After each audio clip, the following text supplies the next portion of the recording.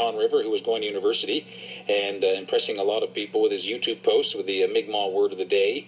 That was then. Since then, he's been a busy guy as a student at Munns Med School. He's the first person from Conn River's Mi'kmaq First Nation to go to med school, and he joins me every now and then on Twitter early in the morning, and he's actually in the studio with me once again. Good morning, good to see you. Good morning. How are things going?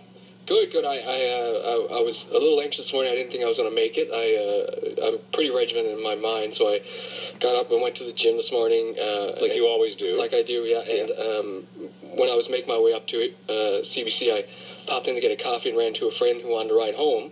And I said, yeah, no problem. Not Conn River, I hope. No, but it could have been Conn River. I didn't understand how far away he was. So as I was driving there, all the bells were going off in my mind that I was diverting off my mental timeline to get here. But well, I'm glad you made it. Yeah.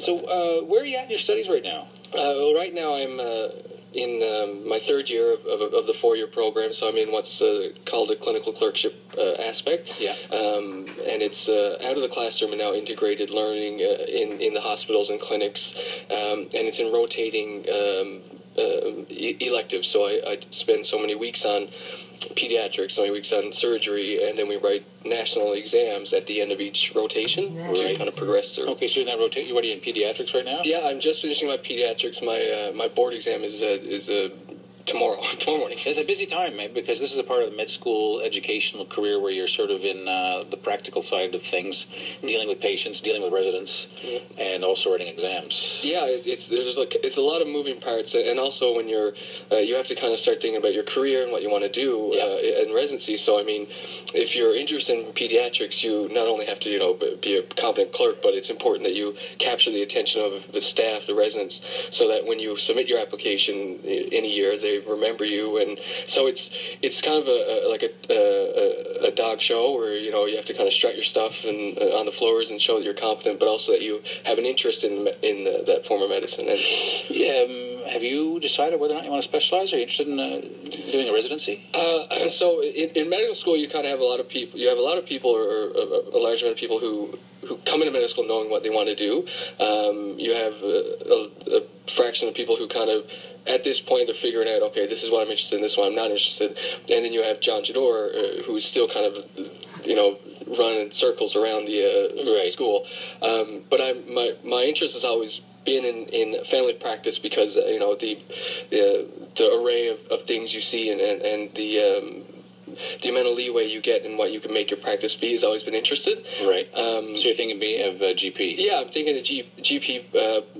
The only thing now is, as I progress through clerkship, I've begun to get a lot more interested in the neurology, which is incredibly fascinating. Well, let me ask you this. You probably get sick of being asked this question because, on the one hand, we sort of like to celebrate the fact that here you have this guy from Conn River, and there are not a lot of people from Conn River who've gone to med school. You're going to graduate by all appearances.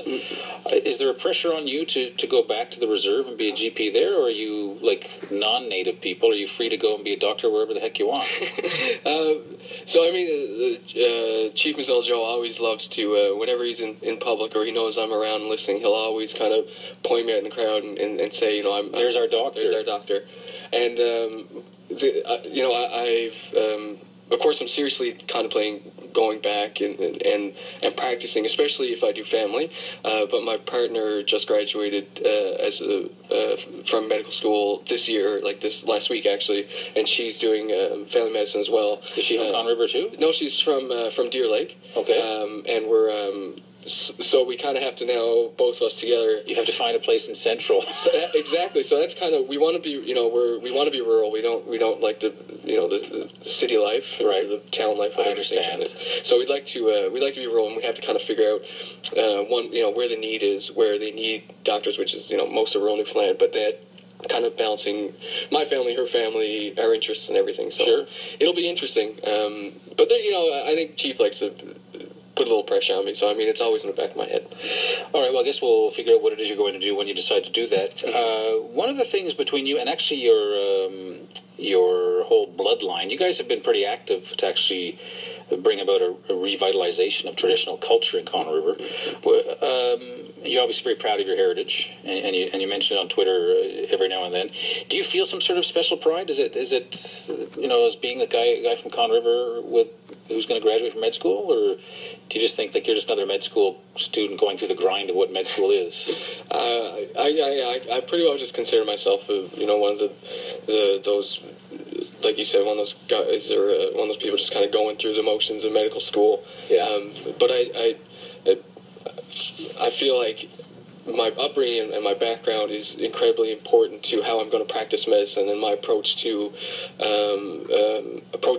understanding medicine, and also accepting other people's views on what's not necessarily Western medicine and incorporating it into my practice. So I feel like although it might not be how I see myself as this,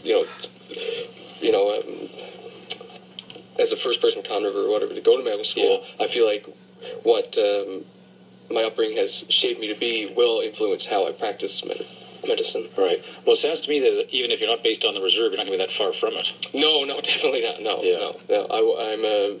Rural medicine is the most interesting. Well, there's certainly, as we know, we hear stories all the time about the need for people like you and your partner to actually go upon graduation and work in those parts of Newfoundland. So I think a lot of people will be very, very happy to hear that. John, I hope we get to talk again at graduation or even before then. Good to see you again. Always a pleasure. That's John Jeddore. He'll soon be finishing up his third year of med school. Got an exam coming up this week, and he's doing his clerkship right now in pediatrics. They pay you a fortune in clerkship, don't they? Isn't it like so we $33? We get $33, and I mean, and my dad always says, it's important not to let the money kind of get to your head. Get to your head. So although one doctor kind of said we're overpaid for the knowledge we possess. Yes, so. That's the way doctors are. Just hold off on that Mercedes. Yeah, that's right. Yeah, absolutely. All right, good to see you. That's John Jeddore. Quickly, I want to